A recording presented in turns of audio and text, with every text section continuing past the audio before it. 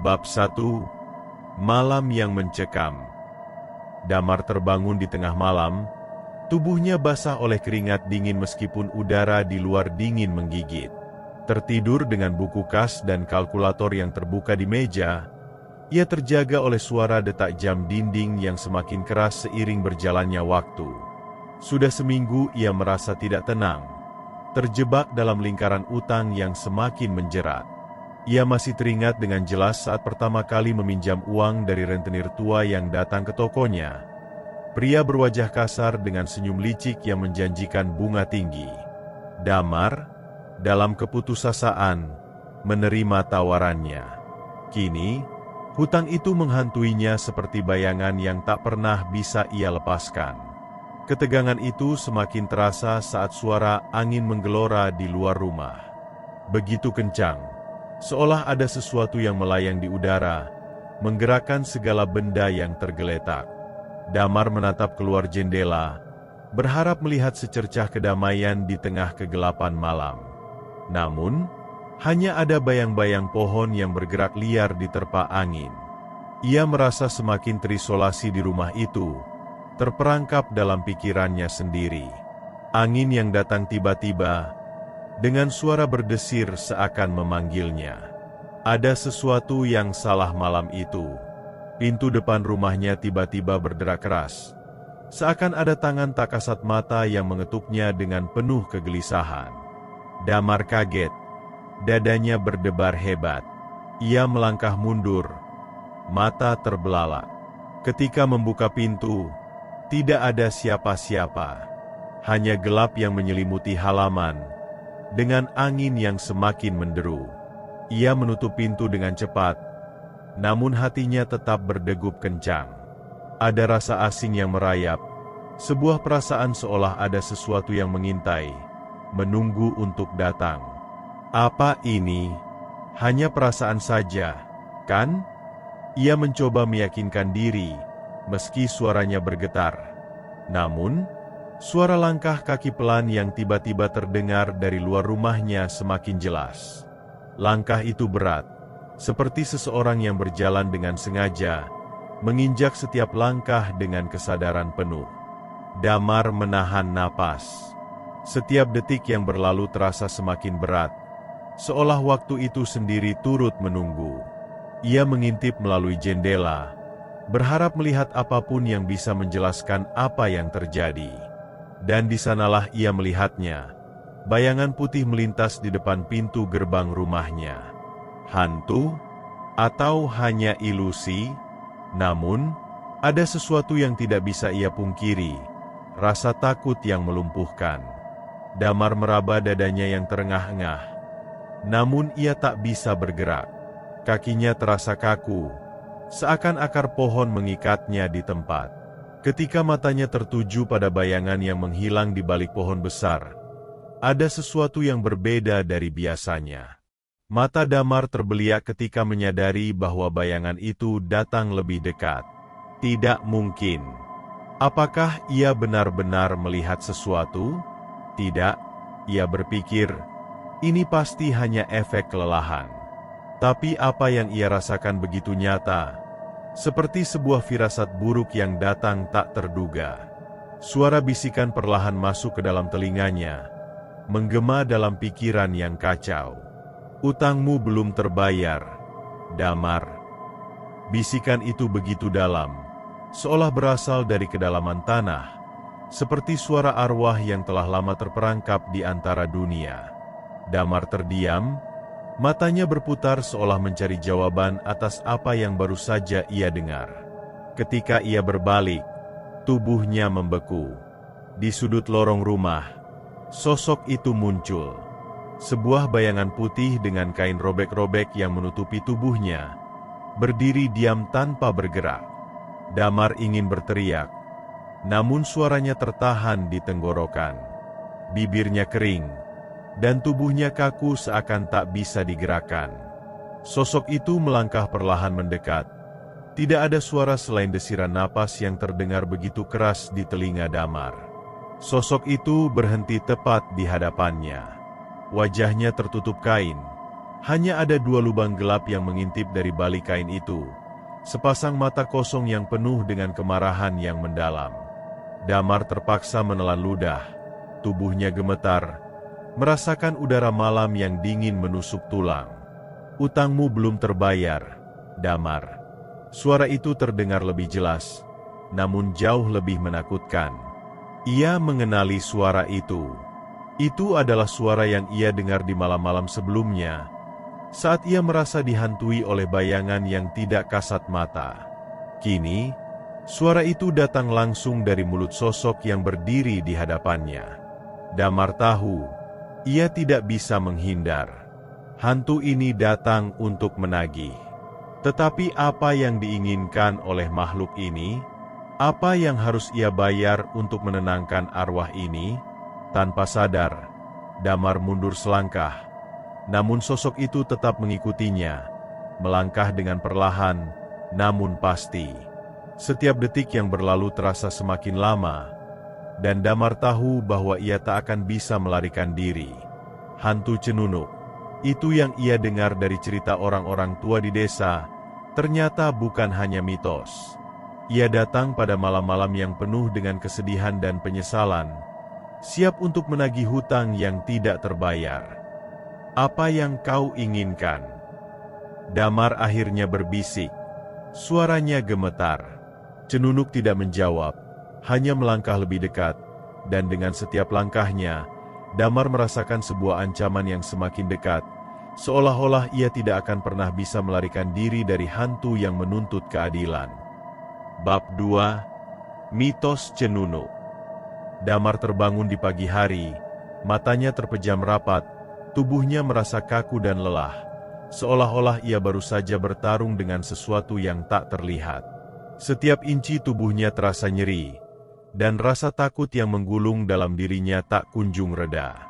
Meskipun suara bisikan itu berhenti, bayangan Cenunuk masih membayangi setiap langkahnya. Dengan tubuh gemetar, ia duduk di tepi ranjang dan menggenggam erat selimutnya, mencoba untuk meyakinkan diri bahwa itu hanyalah mimpi buruk, sebuah gangguan tidur yang biasa. Namun, tidak ada yang bisa menjelaskan bagaimana bayangan itu begitu nyata, begitu dekat, dan begitu menakutkan. Hari itu, Damar pergi ke pasar untuk membeli barang-barang untuk tokonya, tetapi setiap langkahnya terasa lebih berat dari sebelumnya. Ia merasa seperti ada mata yang mengikutinya di setiap sudut jalan. Sesekali, angin berhembus dengan cepat, membawa suara bisikan yang masih terngiang di telinganya. "Utangmu belum terbayar." Damar merinding, lalu memaksakan diri untuk tidak memikirkan hal itu. Namun, ketakutan yang menyelubungi hatinya tak bisa ia hilangkan begitu saja. Hantu Cenunuk yang datang dalam kegelapan malam. Apakah itu hanya sekadar mimpi atau sesuatu yang jauh lebih nyata dari yang bisa ia bayangkan? Tengah hari, ia duduk di warung kopi kecil milik Nenek Sari, seorang wanita tua yang sudah lama tinggal di desa. Selama bertahun-tahun, Nenek Sari dikenal sebagai sumber segala cerita dan legenda yang beredar di desa. Damar berharap mendapatkan petunjuk atau jawaban yang bisa menenangkan pikirannya. Ketika Nenek Sari menyajikan secangkir kopi hitam yang panas, Damar bertanya dengan suara rendah, "Hati-hati, Nek, ada cerita lama yang orang-orang sebut-sebut di desa ini, tentang seorang hantu penagih hutang. Mereka menyebutnya Cenunuk." Nenek Sari terdiam sejenak. Matanya yang keriput menatap Damar dengan tajam. Ia menurunkan cangkir kopi dan melipat tangannya. "Ah, jadi akhirnya kamu mendengarnya juga," katanya dengan suara serak, yang lebih terdengar seperti sebuah bisikan daripada percakapan biasa. "Cenunuk, anak muda, bukan sekadar legenda. Itu kenyataan yang sangat nyata." Ia berhenti sejenak, lalu melanjutkan dengan nada yang lebih dalam. "Dia adalah arwah yang terjebak, arwah yang tak bisa tenang. Wanita muda yang pernah hidup di desa ini ratusan tahun lalu. Ia sangat kaya, memiliki semua yang ia inginkan, tetapi utang yang tak terbayar membuatnya terjerat dalam takdir yang mengerikan. Damar mendengarkan dengan seksama, mulutnya terasa kering.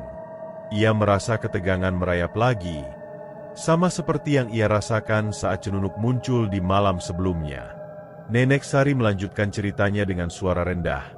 Ratu, begitu dia dikenal, memiliki semua yang diinginkannya, tetapi dalam pencariannya untuk lebih, ia meminjam uang dari seorang rentenir yang sangat kuat. Utang itu, utang yang tak terbayar, membuat hidupnya berakhir tragis. Rentenir itu bukan hanya orang biasa, tapi seorang dukun yang menguasai ilmu hitam. Saat ratu gagal membayar, ia dibunuh dengan cara yang sangat kejam. Arwahnya yang tidak tenang kini terus mencari mereka yang punya utang, menagih dengan cara yang tak terbayangkan. Damar terdiam, merasa darahnya membeku.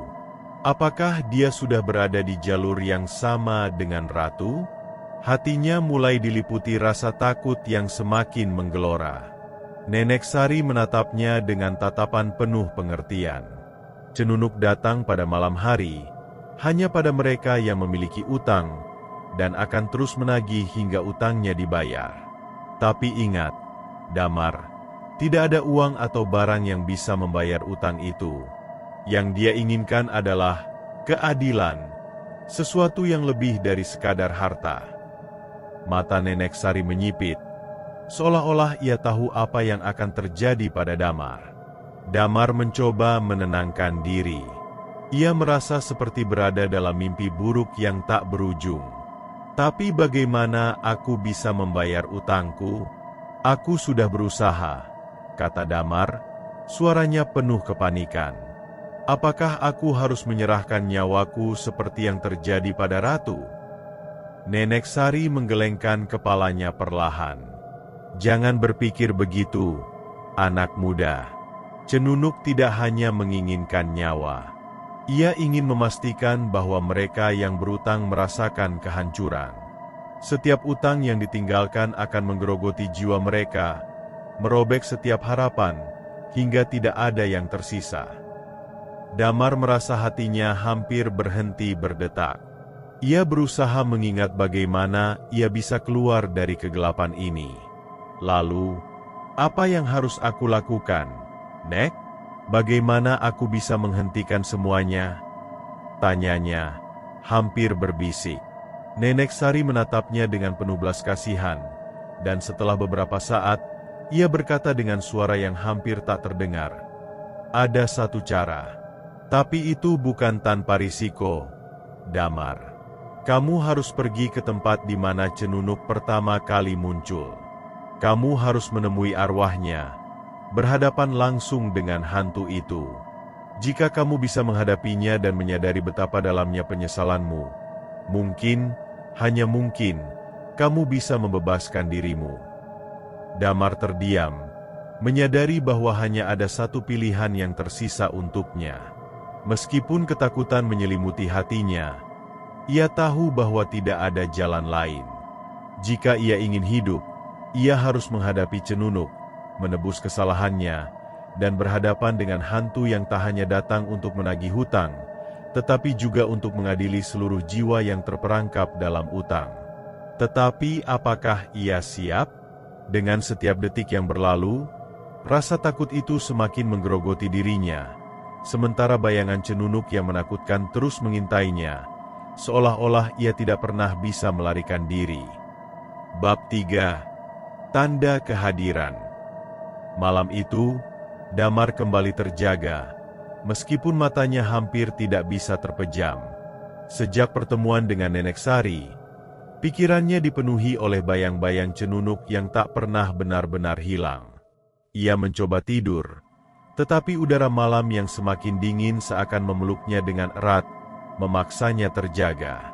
Angin berhembus kencang, dan suara desiran itu terdengar seperti bisikan yang mengganggu ketenangannya.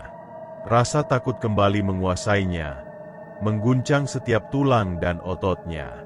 Apakah itu benar-benar akan datang lagi malam ini? Pikirnya, tubuhnya menggigil, meskipun ia sudah menutup rapatkan semua jendela dan pintu. Di luar, hujan turun dengan deras, seolah langit ikut merasakan keresahan hatinya. Ketika ia mencoba memejamkan mata, suara langkah kaki pelan kembali terdengar, menembus ketenangan malam yang sunyi. Langkah itu seperti menginjak tanah dengan berat, satu demi satu.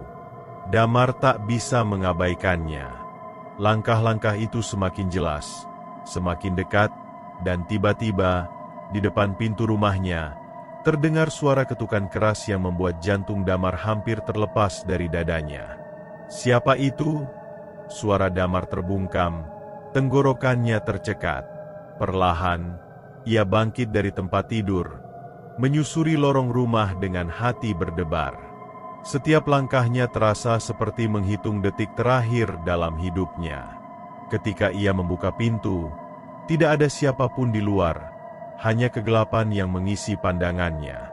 Namun, tak lama setelah itu, angin yang lebih kencang dari sebelumnya menderu begitu keras, menyebabkan pintu hampir terhempas. Suara itu datang lagi, suara bisikan yang terdengar dari jauh, namun semakin mendekat ke telinganya.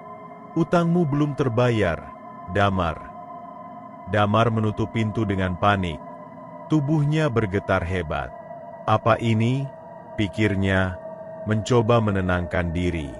Matanya melirik jam dinding yang berdetak dengan lambat, tetapi suara langkah kaki itu tetap terdengar jelas. Seketika, tubuhnya terasa begitu lemas, dan seluruh ruang rumahnya terasa menyesakan. Ia tahu, Cenunuk tidak akan pergi begitu saja. Arwah itu datang untuk menagih, dan kali ini, ia merasa lebih dekat dari sebelumnya.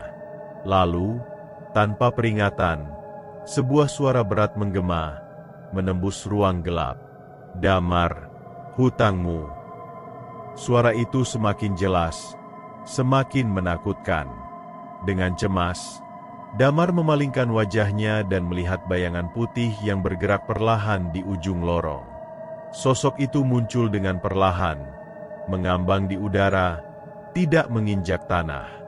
Damar bisa melihat kain putih yang robek-robek menutupi tubuhnya, dan wajah yang tersembunyi di balik kain itu. Hanya ada dua lubang gelap yang memandang lurus ke arahnya. Sosok itu berhenti tepat di hadapannya, tanpa bergerak sedikit pun. Dengan napas yang terengah-engah, Damar mundur selangkah, namun tubuhnya tidak bisa digerakkan lebih jauh. Kakinya terasa seperti terkunci di tanah. Sosok itu semakin mendekat, dan Damar bisa merasakan kehadiran yang sangat dingin menyelimuti tubuhnya, seperti ada es yang meresap ke dalam setiap urat nadi. Siapa kamu? Apa yang kamu inginkan?" Damar berusaha berbicara, namun suara yang keluar hanya bergetar, hampir tidak terdengar.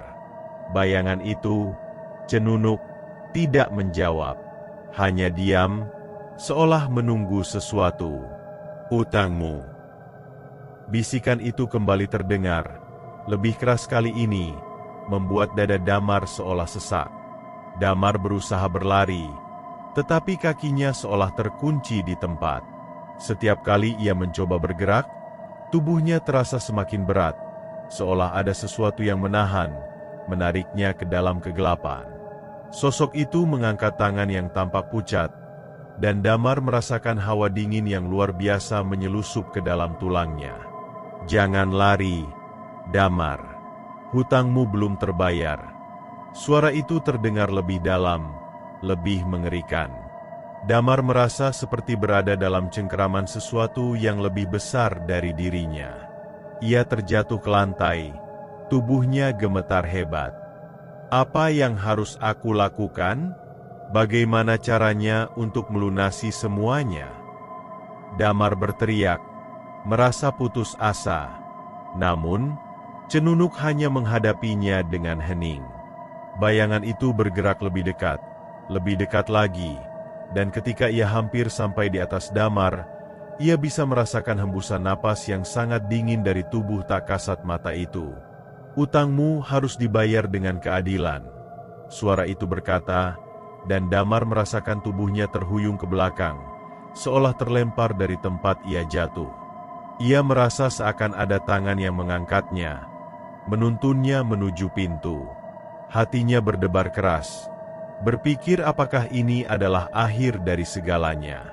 Lalu, dengan cepat, bayangan itu menghilang, tak meninggalkan jejak selain rasa dingin yang tak kunjung hilang dari tubuh Damar. Suasana yang tadinya mencekam kini berubah sepi, namun ketakutan masih menyelimuti hati Damar. Setelah beberapa lama terdiam, Damar berusaha untuk berdiri. Tubuhnya masih gemetar, dan rasa cemas itu belum juga hilang. Namun, ia tahu bahwa tidak ada jalan lain, tidak ada tempat untuk bersembunyi lagi. Cenunuk datang dengan cara yang tak terbayangkan, menagih utang yang bahkan tak pernah ia bayangkan bisa begitu besar. Apa yang harus ia bayar? Ia memikirkan kata-kata Nenek Sari, keadilan. Apa arti itu? Bagaimana bisa ia menebus kesalahannya? Dengan perasaan yang hancur, Damar kembali teringat pada hari-hari pertama ketika ia membuka tokonya. Ia hanya ingin hidup layak, tidak terjebak dalam belitan utang. Tapi kini, utang itu sudah berubah menjadi bencana yang melibatkan sesuatu yang jauh lebih besar dari sekadar uang. Ia tidak bisa melarikan diri. Tak ada yang bisa menolongnya. Hanya satu jalan yang tersisa, mencari tahu apa yang dimaksud dengan keadilan yang harus ia bayar. Damar tahu bahwa ia tidak bisa menghadapi hal ini sendirian. Tanpa sadar, air matanya mulai jatuh. Ia merasa sangat kecil, tak berdaya di hadapan sesuatu yang begitu besar dan mengerikan. Apa yang harus aku lakukan? Bisiknya, penuh penyesalan. Bagaimana aku bisa membayar hutang ini? Tak ada jawaban, hanya angin yang berhembus kencang, menggema di setiap sudut rumah, membawa bisikan yang semakin jauh. Utangmu belum terbayar, Damar. Dan malam itu, ketika Damar terbaring di tempat tidur, tubuhnya kaku dan hatinya penuh kekhawatiran. Ia tahu bahwa Cenunuk akan datang lagi. Setiap malam, ia akan datang, lebih dekat, lebih kuat, dan semakin mengintai. Keputusasaannya semakin dalam, dan bayangan Cenunuk yang menakutkan itu semakin nyata. Selalu ada, selalu mengintai, dan selalu menunggu. Bab 4, Menembus Kegelapan. Damar terbangun di pagi hari dengan rasa cemas yang menggerogoti seluruh tubuhnya. Tidur yang semalam penuh dengan mimpi buruk, kini berlanjut menjadi kenyataan yang menakutkan. Seiring matahari yang perlahan memancarkan cahaya, ia merasa seolah-olah itu hanya sebuah ilusi yang menipu. Namun, ketakutannya masih jelas, berbekas dalam hati. Suara bisikan Cenunuk, langkah-langkah yang berat, dan tubuh yang tak kasat mata itu, semuanya terasa terlalu nyata untuk hanya dianggap sebagai mimpi. Damar tahu satu hal, ia tak bisa lari. Tak ada tempat yang aman. Pagi itu, toko yang biasanya ramai, terasa begitu sepi. Bahkan pelanggan yang biasa datang pun seakan menghindar. Damar bisa merasakan tatapan orang-orang yang melintas di depan tokonya. Tatapan yang penuh dengan rasa kasihan, namun juga ketakutan. Mungkin mereka tahu, atau mungkin mereka hanya mendengar bisikan yang beredar di desa ini tentang lelaki yang dikejar oleh Cenunuk. Di tengah keramaian yang mengalir, Damar merasa sangat sendirian, seperti terkurung dalam sebuah dunia yang tidak bisa ia pahami lagi. Pikiran Damar terus melayang kembali pada percakapan dengan Nenek Sari. Ia ingat jelas kata-kata wanita tua itu, keadilan. Tapi apa yang dimaksud dengan keadilan itu? Bagaimana mungkin ia bisa menebus kesalahan yang telah ia lakukan dengan uang atau harta? Ia merasa dirinya semakin terperangkap dalam sebuah labirin yang tak memiliki jalan keluar. Cenunuk datang dengan keinginannya untuk menuntut keadilan. Tetapi apakah itu berarti Damar harus menyerahkan sesuatu yang lebih besar dari sekadar hartanya? Hari itu berlalu dengan lambat, dan setiap detik terasa seperti beban yang semakin berat. Damar merasa tubuhnya lelah, Pikirannya kacau. Tetapi malam yang menakutkan itu datang lagi.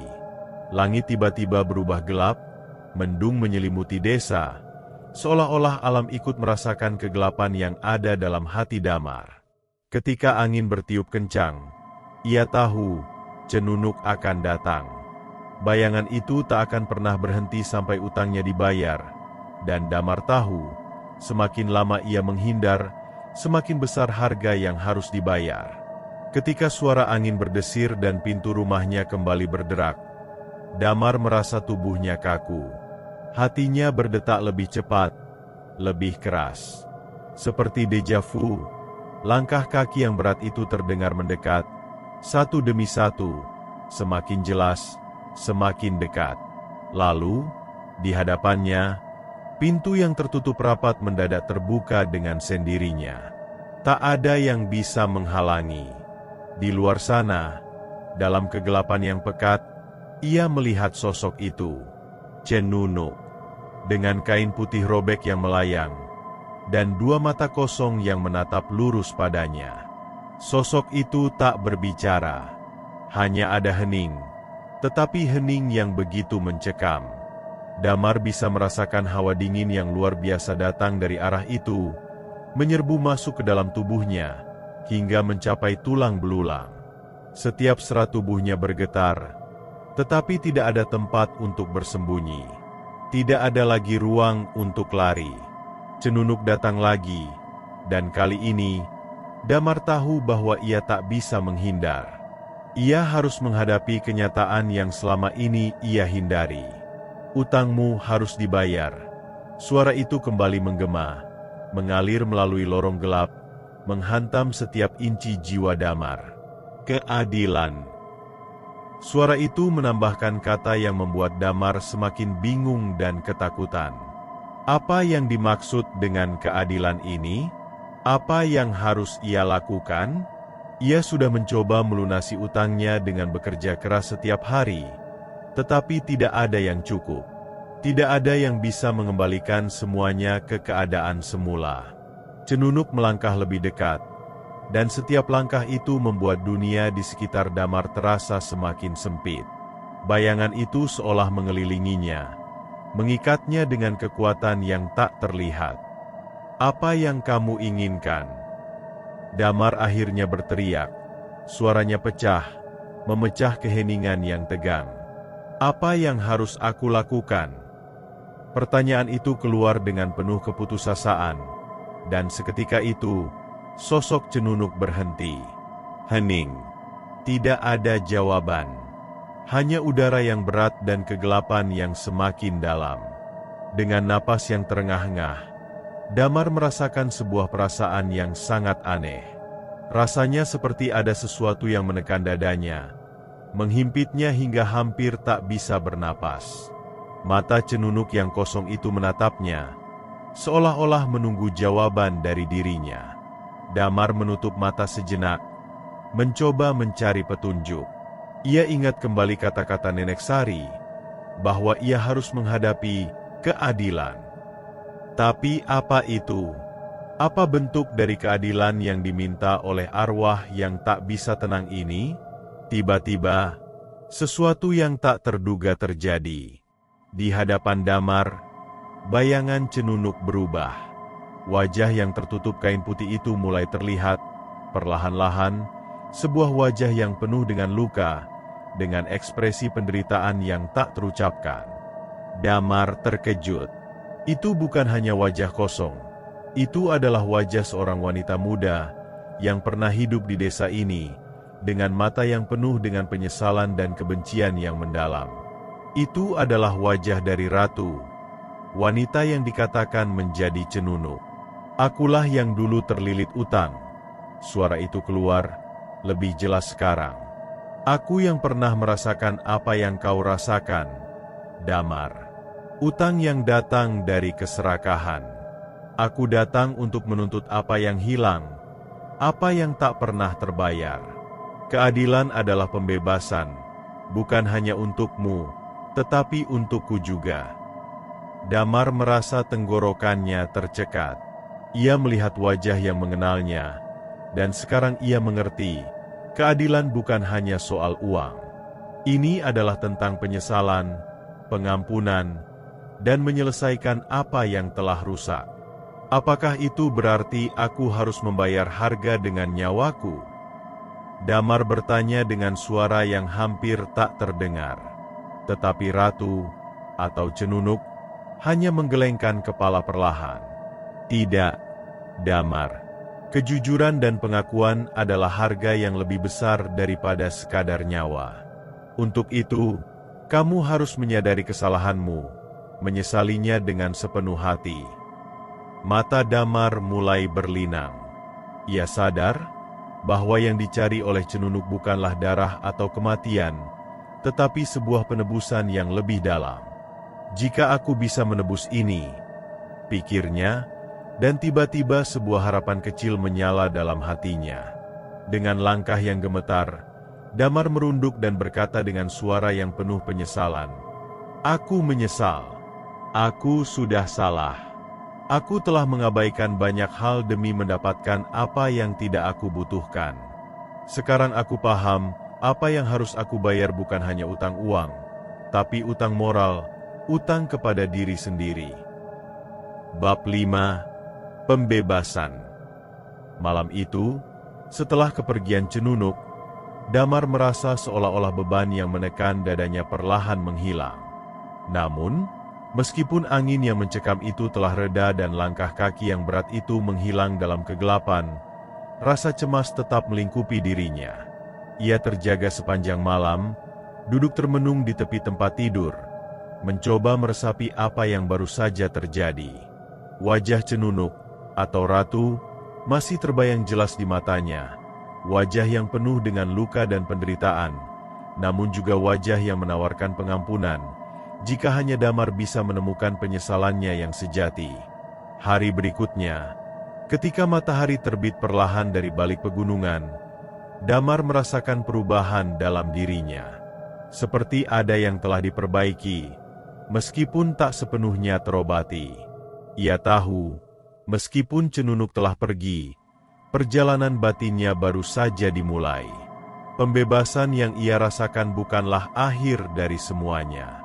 Sebaliknya, itu adalah awal dari perjalanan panjang untuk menebus kesalahannya dan memperbaiki apa yang telah rusak dalam hidupnya.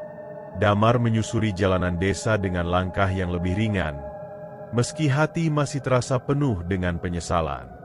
Ia memikirkan hutang yang telah ia bayar, bukan dengan uang, tetapi dengan pengakuan dan penyesalan yang mendalam. Namun, pengampunan itu harus dimulai dari dalam dirinya sendiri. Ia tidak bisa hanya mengandalkan bantuan arwah atau nasihat orang lain. Ia harus berubah, menjadi pribadi yang lebih baik, yang memahami arti sejati dari tanggung jawab dan kejujuran. Pagi itu, saat ia membuka tokonya, sesuatu yang aneh terjadi. Pelanggan yang sebelumnya menghindar kini datang satu persatu, tersenyum padanya dengan hangat. Ada rasa hormat yang baru, sebuah pengakuan bahwa Damar telah melalui sesuatu yang besar. Damar tahu bahwa ini bukan hanya karena apa yang ia alami, tetapi lebih pada bagaimana ia menghadapi ketakutan dan penyesalannya. Ia mulai memahami bahwa kebenaran tidak selalu datang dengan cara yang mudah, tetapi terkadang dengan cara yang paling menakutkan sekalipun. Sore harinya, Damar pergi ke pemakaman desa, tempat Ratu dikuburkan ratusan tahun lalu. Ia berdiri di depan makam yang sederhana itu, merenung. Di bawah langit yang berwarna oranye, ia mulai berbicara kepada arwah yang pernah menghantuinya. "Aku menyesal. Aku tidak tahu berapa banyak yang bisa aku lakukan untuk memperbaiki semua yang telah terjadi, tetapi aku berjanji aku akan berusaha menjadi orang yang lebih baik, lebih jujur, lebih bertanggung jawab," ucap Damar, suaranya lirih, tetapi penuh dengan ketulusan. Ia merasa seperti telah mengungkapkan sesuatu yang sangat penting dalam hidupnya, sesuatu yang selama ini ia sembunyikan dalam-dalam. Tiba-tiba, angin berhembus lembut, seolah menyentuh pipinya dengan penuh kehangatan. Damar tersenyum, meskipun air mata mulai mengalir dari matanya. "Terima kasih," katanya, sambil menundukkan kepala. Di dalam dirinya, ia merasa bahwa arwah Cenunuk atau Ratu telah mendengarnya, dan mungkin di dunia lain ada kedamaian yang sekarang ia rasakan. Keadilan yang dicari oleh Cenunuk bukan hanya untuk dirinya, tetapi juga untuk Damar, yang akhirnya mengakui kesalahannya dan bertekad untuk memperbaiki semuanya. Damar kembali ke rumahnya dengan langkah yang lebih teguh. Ia merasa telah dibebaskan, tetapi bukan berarti hidupnya akan mudah. Ia harus berjuang untuk memperbaiki hubungannya dengan orang-orang yang telah ia sakiti, mulai dari para pelanggan hingga teman-teman lamanya. Namun, ia tahu bahwa setiap langkah kecil yang ia ambil adalah bagian dari proses yang lebih besar, yang pada akhirnya akan membawanya menuju kedamaian sejati. Dalam perjalanan itu, ia sering teringat pada sosok Cenunuk, arwah yang penuh dengan penyesalan dan penderitaan, tetapi juga penuh dengan pengertian.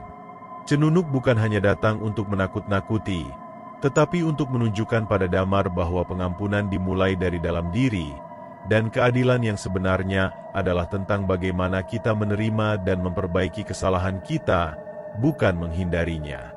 Hantu Cenunuk tidak datang untuk menghukum, tetapi untuk membimbing Damar menuju pemahaman yang lebih dalam tentang tanggung jawab, kejujuran, dan penebusan.